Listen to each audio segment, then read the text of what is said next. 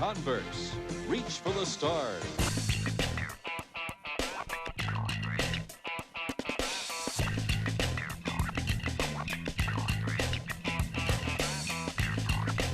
Converse is the shoe from my childhood, all the way through. Now there's a steal by Murph. Fantastic move by the doctor. I've been associated since 1974, better than 30 years, and it's been a happy experience for me.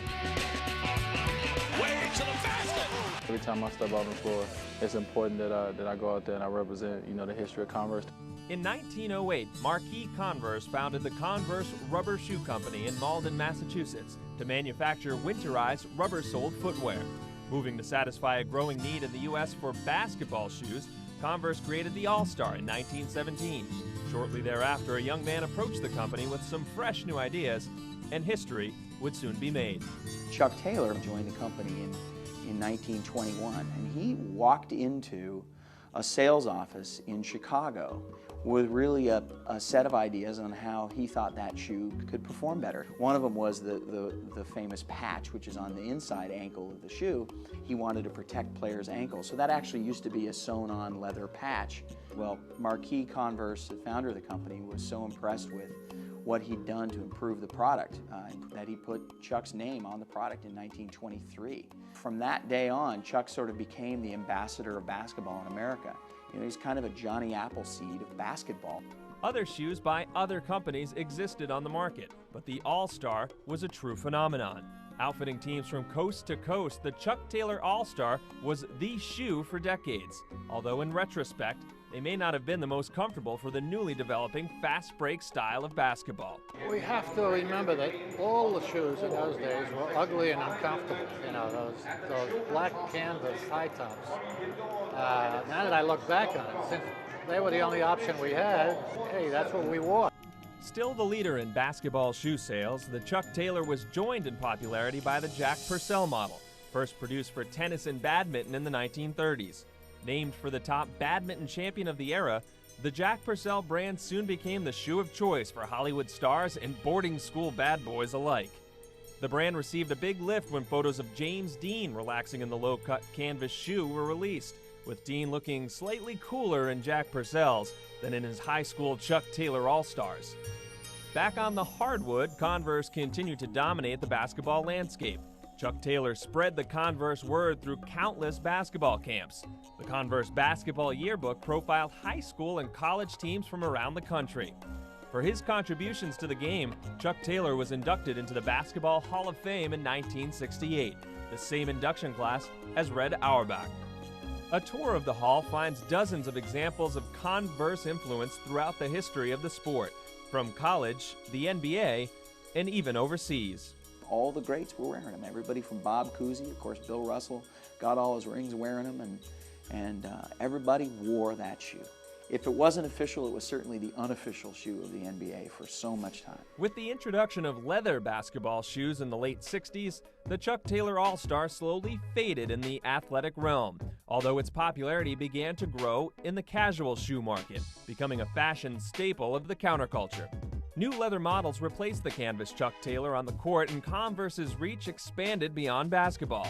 They also had success in the sports of tennis, baseball, football, softball, track and field, and even street hockey. The brand's popularity truly exploded in the 1970s when a young man who changed the way the game itself was played also helped create another blockbuster shoe for Converse. The Pro Leather, or Dr. J as it became known, was as revolutionary as its namesake. I don't think Converse basketball could exist without Julius and his influence, and even the bits of wisdom he continues to impart.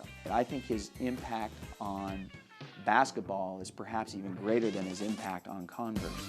The 1980s saw Converse be named the official shoe of the 1984 Olympic Games, and was also the official shoe for many NCAA teams. Even Michael Jordan wore the white and Carolina blue Pro Leathers during his tenure at UNC. Adding Larry Bird and Magic Johnson to an already star-studded roster further boosted the brand. Hey, maybe it was made for both of us. Must be magic. Now that's who this shoe was made for.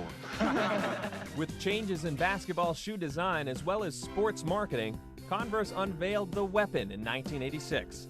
Proving to be yet another massively popular product for Converse, advertisements for the Weapon prominently feature the ongoing rivalry between the two greatest stars of the time, Larry Bird and Magic Johnson.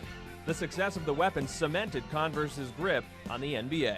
I think it was a dominant brand because out of the top 12 players in the NBA, they probably had 6 of them all in one shoe.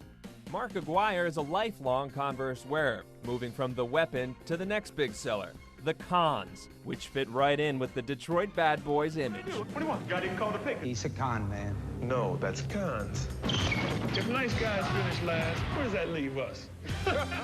I'm a fan of greatness, man, and Larry and Magic and Dr. J, and, guys like that, was great players. But, it was a lot of players that wore Converse that, a lot of people don't even know about. I was a fan of Larry Johnson when he had the grandmama.